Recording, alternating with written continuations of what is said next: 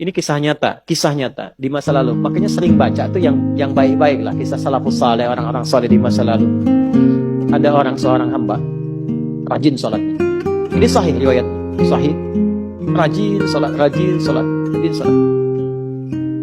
Tapi yang menarik tertuliskan, ya, ketika malaikat itu mendapat informasi, di aras tertuliskan. Ini termasuk bagian dari ahli neraka. Sholat.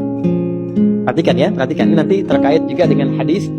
Kalau Anda baca Al-Arba'in, nomor hadis yang keempat itu, ya, terkait dengan bab takdir. Bagaimana kemudian ikhtiar seorang hamba itu, ya, menjadikan ia berubah dari salah menjadi soleh dan sangat dicintai oleh Allah. Oke? Maka apa yang terjadi? Bapak Ibu sekalian, tiba kemudian si malaikat itu, ini kisah sahih yang sampai, lalu menyampaikan kasihan pada orang ini, kok kelihatannya ibadah tapi tertulis ahli neraka. Maka disampaikan dengan cara yang Allahu a'lam, apakah menyamar atau bagaimana, dituliskan, kamu kok terus-terusan sholat, padahal belum tentu baik di mata Allah, belum tentu menjadi bagian ahli surga. Perhatikan jawabannya. Tujuan saya sholat ini bukan karena surga atau neraka. Tujuan sholat ini bukan karena saya dipandang baik atau buruk, tapi tujuan sholat ini saya ingin mengagungkan Allah Subhanahu. Perhatikan. Dan nanti ini menjadi cara bagi seseorang yang ingin bertobat. Jadi kalau ingin bertobat, tobatnya ingin benar, carilah perhatian Allah. Yang penting ridha Allah. Kamu saja tobat sampai merasakan kenikmatan tersambung dengan Allah. Itu maksudnya.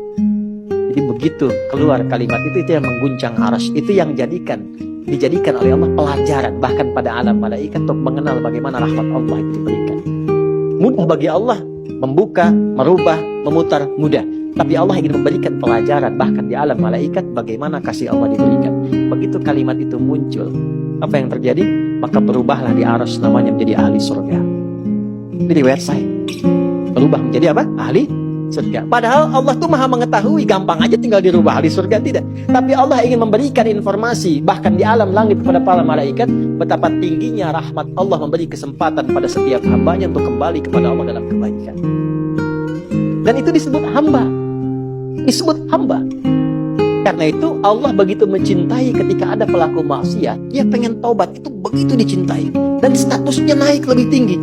Ini yang menyebabkan ayat ini turun. Qul ya ibadiyalladzina asrafu ala anfusihim. Ini yang menyebabkan itu menunjukkan rahmat Allah.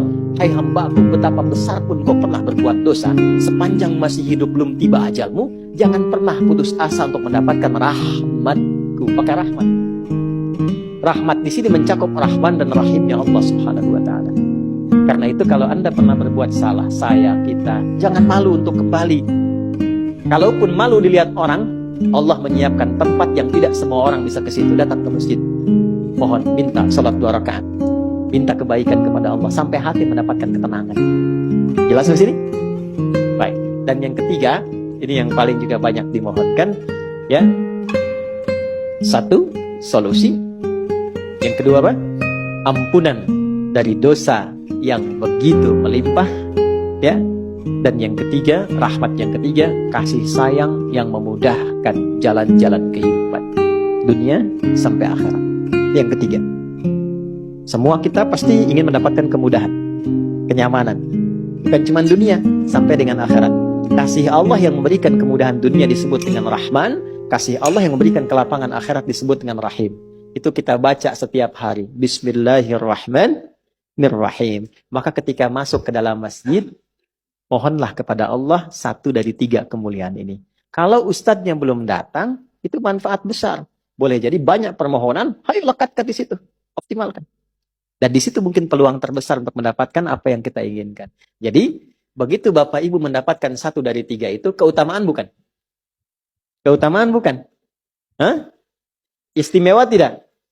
Dalam bahasa Arab, sesuatu yang istimewa, sesuatu yang utama disebut fadlun namanya. Makanya Sulaiman alaihissalam ketika dipuji karena hebatnya, istimewanya, bisa menaklukkan awan, ya kan? Sebelum Songgoku dan Songgohan dengan awan kintonnya itu yang fiksi, Nabi Sulaiman tuh betul-betul nyata. Tapi ketika dipuji apa yang beliau katakan? Hadza min fadli Rabbi. Fadlun. Itulah sebabnya Kalau bisa jangan dulu keluar sampai merasakan rahmat Allah ada dalam diri kita. Begitu keluar, Anda keluar dengan kaki kiri dengan mengatakan Allahumma inni as'aluka min fadlik. Ya Allah, saya ke masjid seperti apa yang kau perintahkan, saya datang. Saya memohon seperti apa yang kau tunjukkan lewat Rasulmu, saya lakukan. Ya Allah, engkau minta ini, saya kerjakan. Engkau minta berdoa, saya doa. Kau minta alirkan air mata, aku alirkan. Maka mohon ya Allah, jangan biarkan aku keluar dari rumahmu ini, kecuali engkau kabulkan apa yang aku mohonkan, sesuai dengan janji yang engkau tetapkan sebagai kemuliaan darimu. Ya Allah, saya mohon kemuliaan darimu. Rahasianya, itulah doa. Nah, jadi kalau mau doa itu, jangan sekedar dibaca. Baca bagus, menjadi ibadah. Tapi yang paling penting, tahu isinya. Sehingga itu bisa merubah diri kita jadi lebih baik. Makanya beda rasanya. Antum kalau tahu makna segitu aja, itu Masya Allah dalam sekali. Keluar dari sini sudah beda rasanya. Dan yang paling penting, ini baru mukaddimah. Kita belum mulai. Belum mulai. Jangan nangis dulu, belum selesai. Belum mulai kita. Tapi kan enak gitu ngaji begini itu. Karena apa? Dapat sesuatu. Nah itulah Islam. Jadi Islam itu bukan salihun tapi muslih. Bukan hanya sesuai dengan eranya, tapi memberi solusi dari setiap keadaan yang dilalui. Punya tata nilai.